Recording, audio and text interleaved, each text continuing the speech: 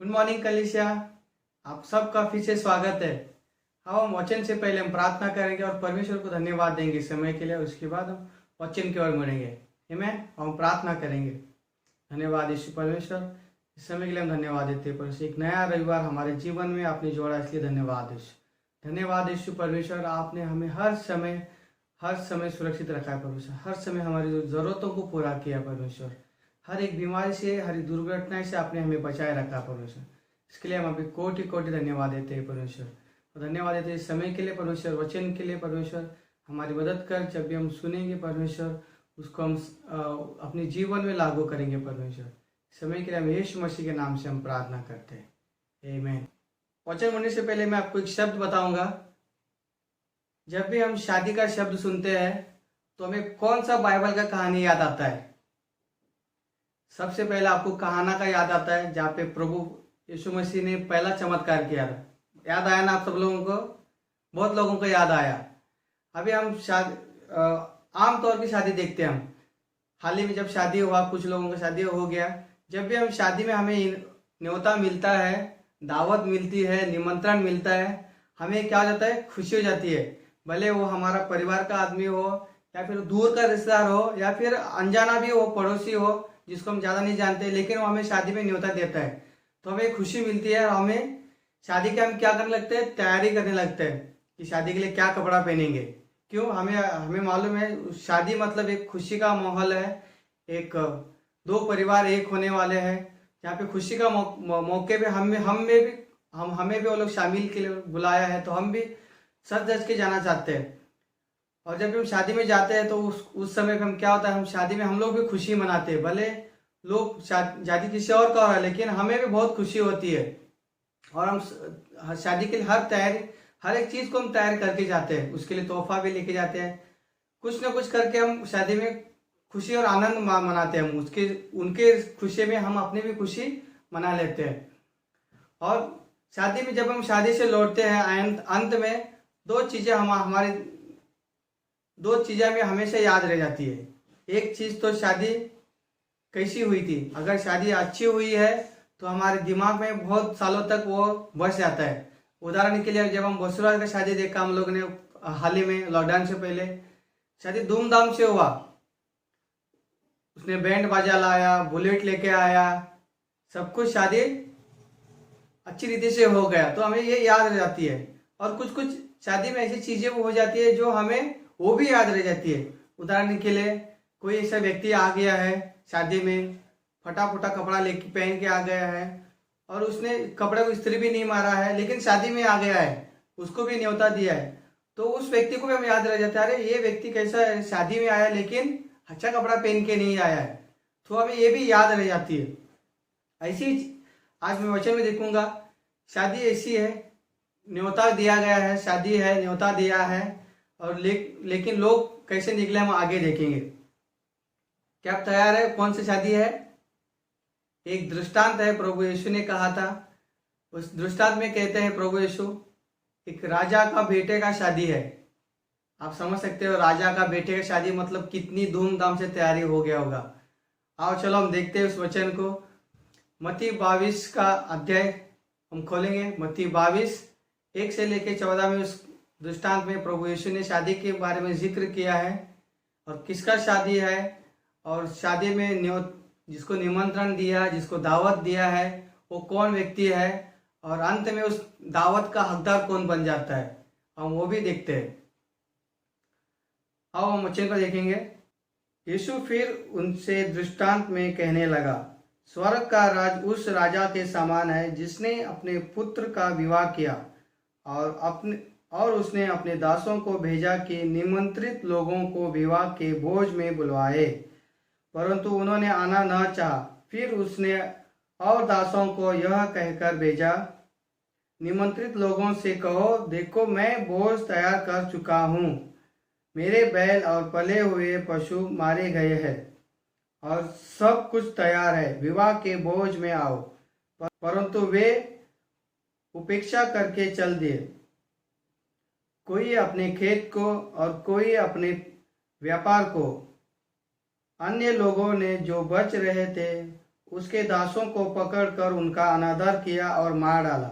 तब राजा को क्रोध आया और उसने अपनी सेना भेजकर उन हत्यारों का नाश किया और उनके नगर को फूंक दिया। तब उसने अपने दासों से कहा, विवाह का भोज तैयार है, परंतु निमंत्रित लोग योग्य नहीं ठहरे। इसलिए चौराहों पर जाओ और जितने लोग तुम्हें मिले सबको विवाह के भोज में बुलाओ। अतः उन दासों ने सड़कों पर जाकर क्या बुरे क्या भले जितने मिले सबको इकट्ठा किया और विवाह का घर अतिथियों से भर गया। जब राजा अतिथियों को देखने भीतर आया तो उसने वहां एक मनुष्य को देखा जो विवाह का वस्त्र नहीं पहना था। उसने उससे पूछा, हे मित्र, तू विवाह का वस्त्र पहने बिना यहाँ क्यों आ गया? उसका मुंह बंद हो गया। तब राजा ने सेवकों से कहा, इसके हाथ पांव बांध कर उसे बाहर अंधियारे में डाल दो। वहां रोना और दांत पिसना होगा, क्योंकि बुलाए हुए तो बहुत है परंतु चुने हुए थोड़े हैं। आमीन। इस दृष्टांत में हम देखते हैं एक राजा का बेटे का शादी है। राजा यानी सबसे इज्जतदार व्यक्ति, सबसे अमीर व्यक्ति, सबका चाहता व्यक्ति और सबके लिए मेन यानी सबका व्यक्ति है, सबका राजा है, सबका अधिकारी है। उसे वैसे राजा का बेटे का शादी है। यानी अगर हम समझते हैं तो कितना बड़ा तैयारी किया होगा राजा ने अपने बेटे को शादी के लिए, और उसने अपने लोगों को निमंत्रित भी किया है। और हम भी करते हैं।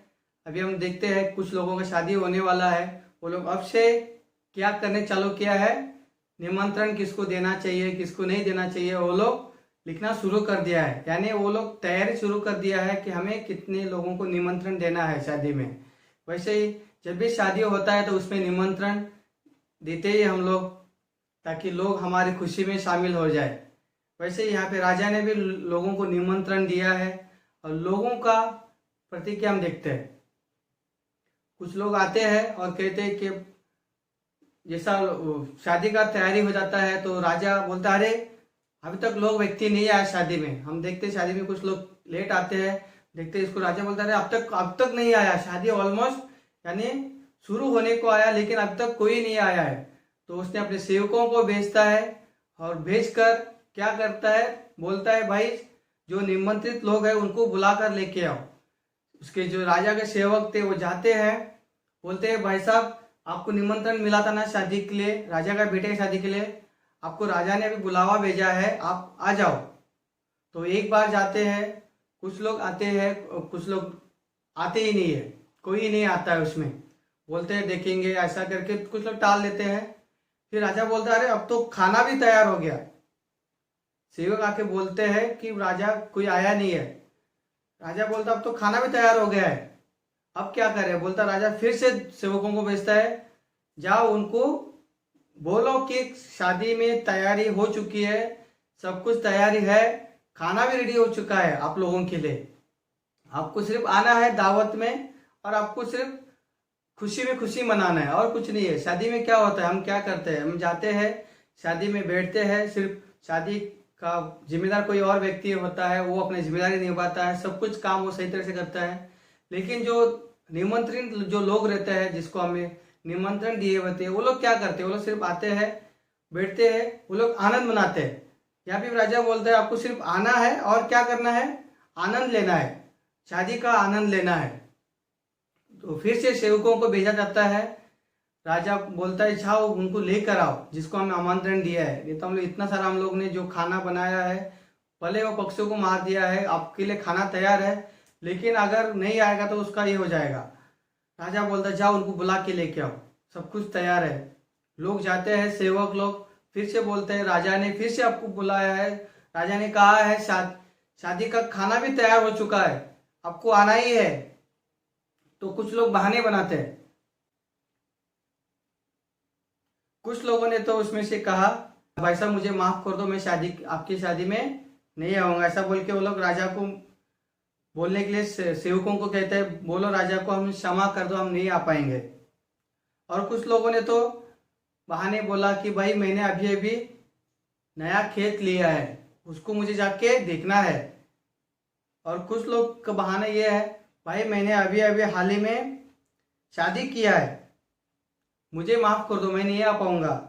और कुछ लोग बहाने मारते हैं, बोलते हैं मैंने अभी अभी अभी 5 जोड़ी बैल लिया है, मुझे क्षमा कर दो, मैं उस बैल को जाके मुझे क्या करना है, चेक करना है वो सही तरह से काम करता है कि नहीं करता है, मुझे माफ़ कर दो, मैं शादी में नहीं आऊँगा। और कुछ लोगों ने तो और भी हद से हद पार कर दिया। कुछ लोगों ने क्या कर दिया, जो राजा का सेवक थे उनको वो लोग ने मारा, इतना तक मारा कि वो मर भी गए।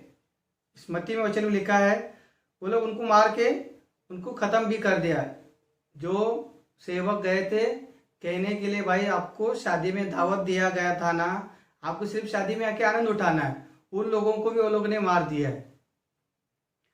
और सेवक जाके राजा को कहते हैं, राजा देखो उन लोगों ने हमसे बदतमीजी किया और हमारे कुछ लोग सेवकों को मार भी डाला है। तब राजा को गुस्सा आता है। राजा बोलता है, अरे मैंने इनको आमंत्रण दिया था शादी में आने के लिए, लेकिन ये लोग तो क्या निकले, ये लोग अयोग्य निकले, ये लोग योग्य नहीं निकले, ये लोग अयोग्य निकले। इसलिए इन सबको क्या किया जाए, इन सबको छोड़ दो, और इन सब जिसने जो बदतमीजी किया है, जिसमें वचन में लिखा है, उनको वो लोग ने मार दिया, उनके गांव तक को भी नाश कर दिया गया। हम देखते हैं अब जो निमंत्रित लोग जो थे, जिसको दावत दिया गया था, वो लोग ने क्या कर दिया था, वो लोग ने ठुकरा दिया। लेकिन राजा कहता है, लेकिन खाना तो बन चुका है, सब कुछ तैयारी है, शादी तो पक्का होना ही है, तो अभी हम किसको बुलाए, मेहमानों को। तो राजा बोलता है सेवकों को, जाओ, बोलता है सड़कों पर जाओ, गांव में जाओ, गली में जाओ, किधर भी जाओ, लोगों को इकट्ठा करो, जो मिलता है उसको लेकर आ जाओ। सेवक जाते हैं, गांव में जाते हैं, गली में जाते हैं, और वचन में लिखा है क्या वो लोग बुरे लोग थे या अच्छे लोग, सबको उठा के लेके आए, क्या लंगड़े, क्या लूले, क्या गरीब, क्या जो मिला उसको सबको उठाकर वो लोग शादी में, वो लोग ने उनको निमंत्रण दिया, सबको बुलाया, बोलो राजा का शादी, राजा का बेटे का शादी चल रहा है, आप सबको राजा ने बुलाया है, आप आ जाओ। सब लोग खुशी खुशी राजा के शादी में पहुंच गए, और सब शादी का शुरू हो गया। शादी मस्त मजे में चल रहा है, और शादी के लिए राजा देखने के लिए आता है, शादी कैसे चल रहा है हम सब जानते हैं। अब अगर आप किसी की शादी में गए हो, तो शादी का, जिसका घर में शादी है, उस घर का एक सदस्य आता है और हमसे पूछता है, भाई आपको सब शादी में सब कुछ मिला कि नहीं मिला, शादी कैसे हो रही है, कुछ कमी तो नहीं हो रही है ना हमारी तरफ से। ये लोग एक रिस्पेक्ट देते हैं हमारे मेहमान लोगों को। उसी तरह यहाँ पे जो राजा है वो देखने के लिए निकलता है, देखता है कि मेरे मेहमानों को, जो मैंने जिसको बुलाया है, उनको कुछ कमी तो नहीं है, वो आता है और देखने लगता है। और उस समय उस राजा का एक नजर एक व्यक्ति के ऊपर जाता है, वो व्यक्ति जिसने शादी में तो आया है, लेकिन क्या किया है, अच्छे वस्त्र नहीं पहना है। तो आप लोग कहेंगे कि अरे वो गरीब होगा इसलिए ज्यादा अच्छा वस्त्र नहीं पहना है, ऐसी बात नहीं है। तो राजा ने ये बात इसलिए कही, कहीं ना कहीं राजा ने उसको वस्त्र दिया है, इसलिए तो उसने पूछा है। इससे हमें कैसे पता चलता है कि राजा ने उसे वस्त्र दिया है, उसने, राजा ने आके उसको पूछा, भाई तूने शादी का वस्त्र क्यों नहीं पहना। तो इसका मतलब है, जो सवाल कर रहा है, मतलब उसने शादी में सच में उसको वस्त्र दिया है। हम उसमें भी देखते हैं, पुराना नियम में जो राजा की किताब है उसमें भी लिखा है कि उसने हमारे सबके लिए वस्त्र तैयार किया, सबके लिए वस्त्र दिए। ऐसे ही यहाँ पर भी ऐसे ही राजा ने उसको वस्त्र दिए थे, इसलिए तो वो व्यक्ति चुप हो गया। जब राजा सवाल करता है, भाई तू वस्त्र क्यों नहीं पहन कर आया शादी का, उसका मुंह बंद हो जाता है। इसका मतलब है उस व्यक्ति ने जानबूझकर वस्त्र नहीं पहने था, वो ऐसे ही आ गया था। तो राजा को गुस्सा आता है, उसको बाहर फेंक देता है। राजा बोलता है इस व्यक्ति को बाहर फेंक दो, वो जहाँ पर दांत पीसना और उसके लिए बहुत बुरी हालत हो सकती है। इस कहानी में हम देखते हैं, और अंत में एक लिखता है, बुलाए हुए तो बहुत है, चुने हुए बहुत कम है। इस कहानी में हम देखते हैं, इस वचन में स्टेटमेंट बहुत मायने रखता है, बुलाए हुए तो बहुत है और चुने हुए कम है। जैसे इस कहानी में हम देखते हैं, लोगों ने जो राजा था, उन लोगों को जो जिसको निमंत्रण दिया था, उन लोगों ने क्या कर दिया, निमंत्रण को ठुकरा दिया। अपने छोटी छोटी बोलते हैं ना, बहानेबाजी करके वो लोग निकल गए। कुछ लोग तो जिसको नहीं आना था तो वो लोग ने अपने राजा के सेवकों को मार भी दिया। इस कहानी में से हमें देखते हैं, इसलिए तो राजा कहता है बुलावे तो बहुत थे लेकिन चुने हुए कम है। बहुत लोगों को बुलाया था लेकिन कोई भी शादी में आके आनंद नहीं उठाया। इस दृष्टांत में हम देखते हैं स्वर्ग का राज उसके समान है जिसने अपने, एक राजा के समान है जिसने अपने एक पुत्र की शादी के लिए उसने निमंत्रण दिया था। स्वर्ग का राज्य के लिए सबके लिए वो लोग ने आमंत्रित दिया था, लोगों के लिए आने के लिए। जिसको उसने चुना था सबको उसने आमंत्रित दिया था। लेकिन हम सब जानते हैं इस दृष्टांत में जो चुने हुए लोग थे जिसको आमंत्रण दिया वो लोग ने तो ठुकरा दिया, और बाकी सब के लिए वो लोग ने दरवाजा खोल दिया राजा ने। इस दृष्टांत में हम देखेंगे राजा कौन है। राजा स्वयं परमेश्वर है और उसका पुत्र है प्रभु यीशु मसीह। और जो सेवक है, सेवक तो जो भविष्यवक्ता है, जो लोग समय समय पे लोगों के पास जाते थे और प्रभु परमेश्वर के बारे में वो लोग कहते थे कि आपको प्रभु ने चुना है।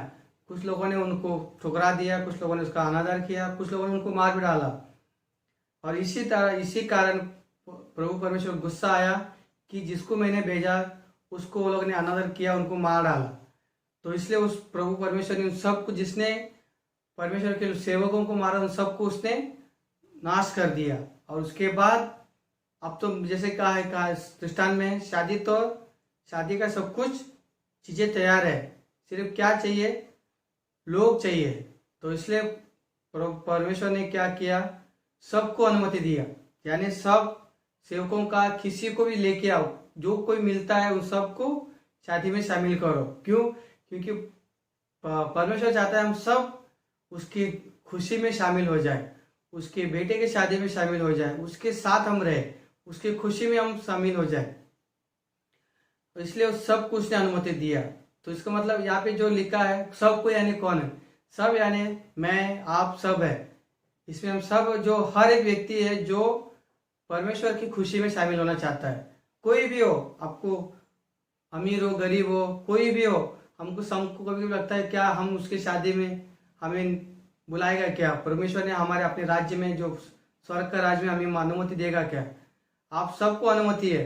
जैसे उस वचन में क्या है, सब लोग, कोई भी हो शादी में आ सकता है, यानी कोई भी व्यक्ति स्वर्ग का राज्य में आ सकता है। आपके कोई रुकावट नहीं स्वर्ग के राज्य के लिए आने के लिए। सिर्फ हमें एक ही चीज की रुकावट कर सकती है। हम देखते हैं कैसी, कौन सी चीज है जो हमें रुकावट करती है।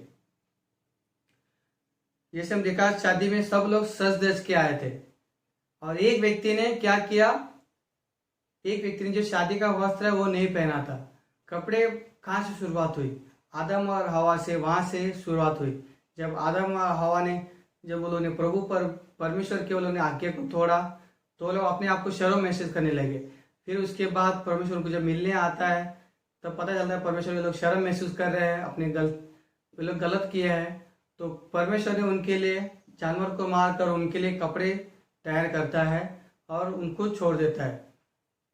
और अब जब देखते हैं यहाँ पर भी, जो व्यक्ति जिसने वस्त्र पहने हुए नहीं आया था, यहाँ पे वचन भी लिखा है कि राजा आके उसको पूछता है, भाई तो शादी का वस्त्र क्यों नहीं पहना? इसका जब सब जानते हैं राजा ने उसको जो वस्त्र दिया था उसने नहीं पहना है, इसका मतलब उसने वस्त्र कहीं ना कहीं छोड़कर आया है। और आज के तारीख में हम सबको पता है कौन सा वस्त्र है वो। हमें भी परमेश्वर ने एक नया वस्त्र दिया है जो उसके सामने हमें निर्दोष और धार्मिक खड़ा करती है। हम सब जानते हैं हर एक को परमेश्वर ने दिया है, और किसके लिए कारण? प्रभु यीशु मसीह के क्रूस पे जाने के कारण हमें सबको उसने एक नया वस्त्र दिया है। तो इसलिए मैं आप सब से, ये वस्त्र जो है हमें परमेश्वर के सामने निर्दोष और निष्कलंक खड़ा करती है। हमें कोई भी उसमें संदेह नहीं करती है उस वस्त्र जब हम पहनते हैं। और कुछ लोग ऐसे भी हैं जो वस्त्र वो लोगों ने दिया है, परमेश्वर ने जो दिया है, वो लोग कहीं कहीं उतार के वो लोग अपना फिर से मनमानी करने लगते हैं। अपने फिर से वो पुराने कपड़े में जाते हैं या पुराने संसार में चले जाते हैं। जैसे उस उदाहरण के लिए कुछ लोगों को देखा, वो लोग ने बहाने बनाने लगे, मैंने अभी खेत लिया है, मैंने अभी बैल लिए हैं, मैंने अभी शादी किया है, मेरे पास समय नहीं है। कुछ लोग ऐसे बहाने मारते हैं और वो लोग अपने वस्त्र को वो लोग छोड़ देते हैं। हमें वो जो प्रभु ने, जो परमेश्वर ने जो वस्त्र दिया है, वो वस्त्र जो हमें स्वर्ग के राज्य में वो ली जा सकती है। अगर हम उस वस्त्र को नहीं पहने रहेंगे तो हम उस जो स्वर्ग का राज्य में जो आनंद होने वाला है, जो भोजन तैयार किया है परमेश्वर ने, उसका हम आनंद नहीं उठा पाएंगे। इसलिए मेरा भाइयों बहनों, हर एक व्यक्तियों को, छोटे हो बड़े हो, हम सारे नौजवानों को ले सबके लिए ये लागू होता है। सब लोगों को ये वस्त्र हमेशा हमें पहनना है। हमें कुछ समय के लिए भी वस्त्र नहीं निकालना है। पता नहीं जिस समय पे अगर राजा आ जाए तो, जैसे हम देखा कि उस व्यक्ति ने, शायद हो सकता है कि उस व्यक्ति ने कपड़े बाहर रख के अंदर आया हो या देखने के लिए आया हो कि मैं क्या चल रहा है इधर। ऐसा हल्का लेके हमें नहीं जीना है। हमें जब भी हम जीवन हमें ऐसे बिताना है, वो हमेशा वो वस्त्र को हमें पहनना है जो प्रभु परमेश्वर ने हमें दिया है। वो यीशु मसीह के क्रूस के जाने के कारण वो वस्त्र को हमें हमेशा पहनना है। जब भी हम पहनेंगे तो परमेश्वर को उससे बहुत खुशी होती है। जब हम नहीं पहनेंगे तो परमेश्वर को उस पर गुस्सा भी आता है। जैसे देखा कि वो लोग ने, उस व्यक्ति ने उस वस्त्र को नहीं पहना, उसके लिए उसके कारण उसको सजा भुगतना पड़ा। हम भी कभी कभी ऐसा कर सकते हैं, वस्त्र को निकाल के हम फिर से वही पाप की गंदगी में जाकर हम गलत कर सकते हैं। गलत जब उस समय अगर समझो परमेश्वर आ गया तो आप फंस गए किधर, बिना वस्त्र के आप फंस गए परमेश्वर के सामने। आप कैसे कैसे कैसे खड़ा हो गया परमेश्वर के सामने, आप एक दोषी व्यक्ति खड़ा हो गए।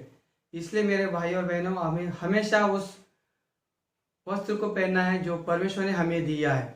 कभी नहीं उसको वह उतारना है। कोई भी कारण हो, उस वस्त्र को नहीं उतारना। जो हमें सौभाग्य मिला है प्रभु यीशु मसीह के क्रूस पे जाने से, वो वस्त्र जो हमें मिला है, वो कभी भी हमें वो नहीं छोड़ना है। वो वस्त्र हमें निर्दोष और निष्कलंक खड़ा करती है, क्योंकि सारे जो पाप थे प्रभु यीशु ने ले लिए।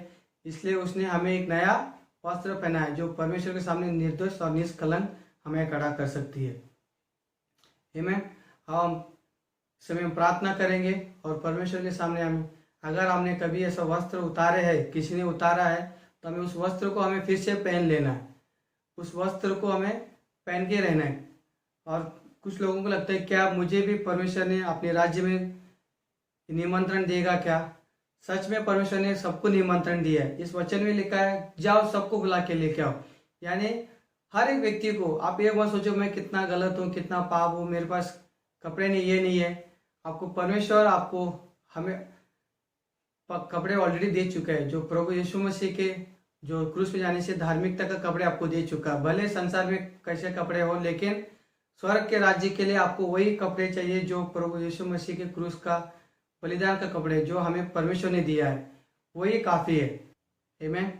हम प्रार्थना करेंगे, उस पर हम अंत करेंगे। धन्यवाद यीशु परमेश्वर इस समय के लिए। परमेश्वर हम आपको कोटि कोटि धन्यवाद देते हैं परमेश्वर। धन्यवाद परमेश्वर, आपने हमें स्वर्ग के राज्य के लिए चुना है परमेश्वर। हमें आपके अपनी खुशी में हमें शामिल करने के लिए चुना परमेश्वर। हमें सौभाग्य है, हम लायक नहीं थे, हमें निमंत्रण नहीं था, लेकिन परमेश्वर आपने हमें निमंत्रित किया, हमें दावत दिया ताकि हम आपकी खुशी में शामिल हो सके परमेश्वर। धन्यवाद परमेश्वर उस वस्त्र के लिए परमेश्वर जो आपने हमारे लिए दिया है परमेश्वर। जो प्रभु यीशु के क्रूस पे जाने के कारण जो वस्त्र हमें मिला है, वो वस्त्र से हम आपको खुश करते हैं परमेश्वर। धन्यवाद, जो वस्त्र भी आप ही ने दिया है परमेश्वर। धन्यवाद परमेश्वर, हमारे मदद कर ताकि हम आपके राज्य में खुशी खुशी रहे परमेश्वर। समय के लिए हम यीशु मसीह के नाम से हम प्रार्थना करते हैं। आमीन। आमीन।